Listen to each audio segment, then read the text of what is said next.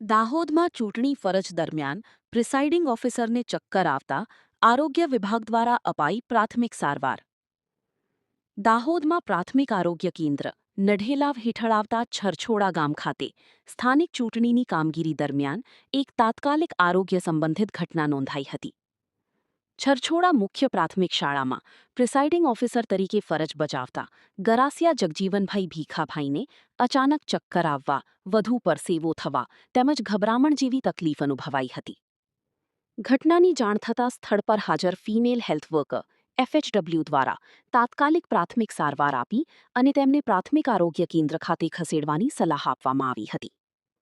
ત્યારબાદ election duty પર રહેલા સ્ટાફના સહકારથી ઇકો ગાડી દ્વારા તેમને તાત્કાલિક પ્રાથમિક આરોગ્ય કેન્દ્ર નઢેલાવ ખાતે લાવવામાં આવ્યા હતા. પ્રાથમિક આરોગ્ય કેન્દ્ર ખાતે ફરજ પર રહેલા ડોક્ટર દ્વારા તપાસ કરતા જાણવા મળ્યું કે દર્દી બ્લડ પ્રેશર, ડાયાબિટીસ, શુગર તથા થાઇરોઇડ માટેની દવાઓ લઈ રહ્યા છે.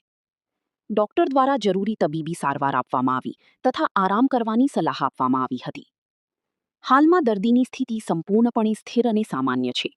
તેઓ હાલમાં પ્રાથમિક આરોગ્ય કેન્દ્ર ખાતે તબીબી નિરીક્ષણ હેઠળ છે.